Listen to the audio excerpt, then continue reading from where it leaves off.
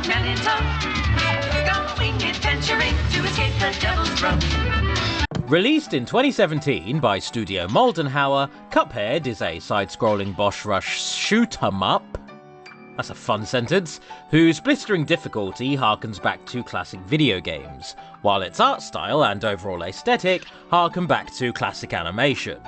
So when it came to the 3-season TV prequel on Netflix, it was a simple matter of having the Ouroboros finally eat its own tail. Will you get that goddamn footage off the screen? It was a simple matter of having a show with tons of homages to classic animation. Your merry melodies, silly symphonies, Looney Tunes, other synonyms for absurd music, albeit with the darker and more violent undercurrent more associated with the Fleischer Brothers' work. Now, since this show is just really damn good all around, and there's very little I can critically say about it outside of gushing about its use of modern animation techniques to emulate classic works, I've decided to harken back to an older era of content. Before video essays, before Let's Plays, even before angry reviews where people would shoot their haunted video game consoles with prop guns. We're going back 20 years to rank my top 10 Cuphead show characters. Screw Attack aren't going to be mad at me for just using that wholesale, are they? I mean, they're not goddamn using it anymore. Barely squeaking in to number 10 is Player 2 himself, Mugman. And despite his stingy placement, I don't dislike this character by any means. He has some great moments, and his spotlight episodes are genuinely quite fun. However, I feel his role as both a counterpart and foil to Cuphead, depending on the situation, leaves him as a little inconsistent. Sometimes he's the voice of reason, sometimes he's a salty bitch, sometimes he's just as much of a chaotic terror as his brother, and sometimes he's the above-it-all moral superior. I would never usually knock a character for being three-dimensional and multifaceted, but in a show like this, big defined stock personalities do tend to shine all the more.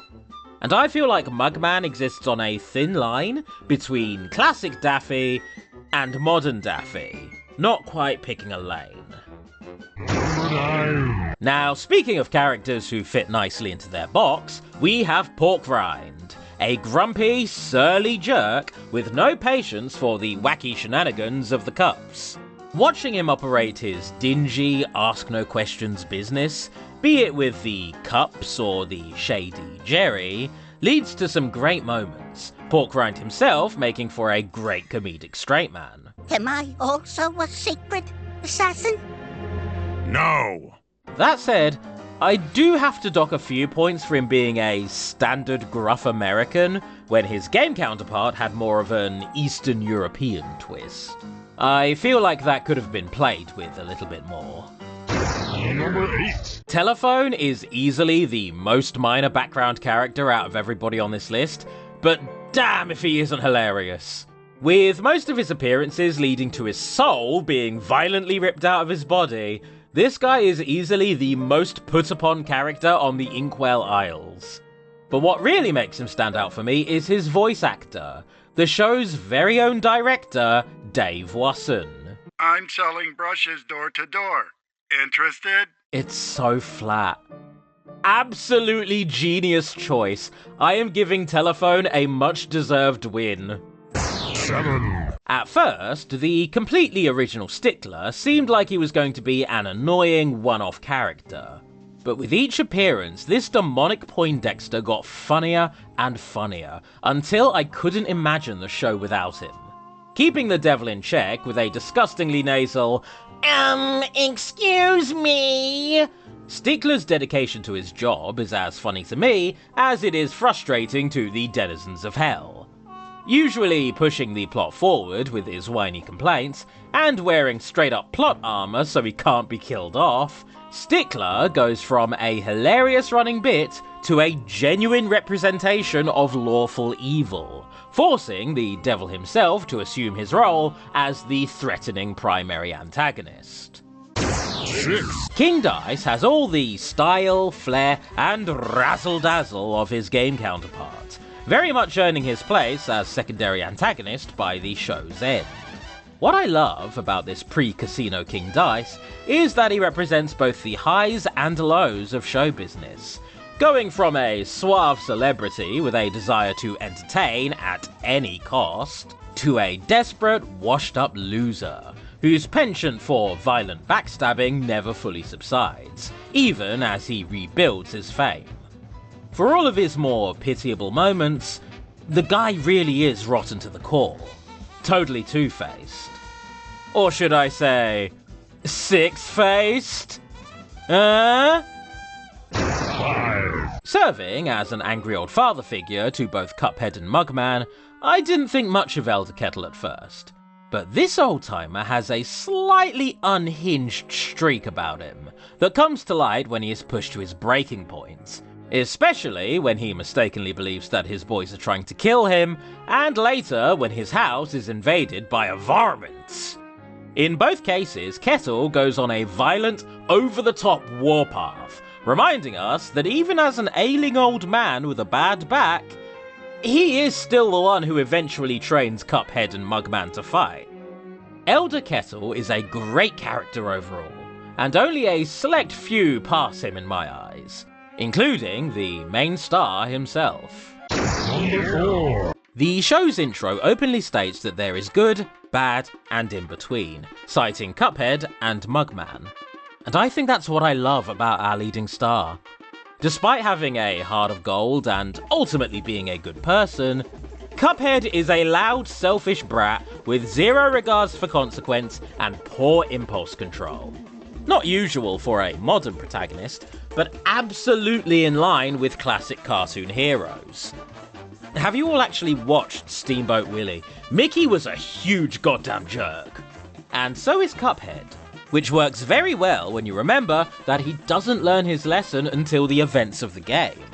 This is a Cuphead who will sow chaos everywhere he goes, and ultimately survive through blind luck, chutzpah, and in many cases, the rule of funny. Number 3. Appearing only in the final phase of the Devil's final boss fight, Henchman is your stereotypical Lenny character, your I don't know about this, boss kind of guy.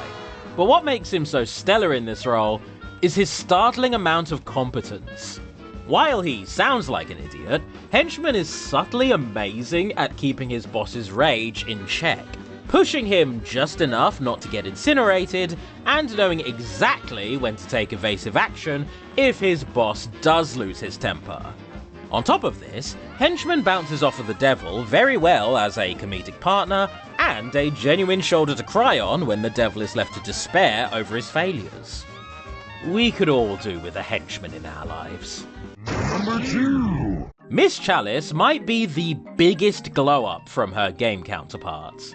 Introduced as a third playable character in Cuphead's delicious last course, Miss Chalice is a sweet little lady with a little bit of a mean edge, which has been totally flipped for the show. Chalice here is a charismatic street hustler with a love for pranks. And as the show goes on, we learn more about her, such as her being half ghost and being a pawn for the devil.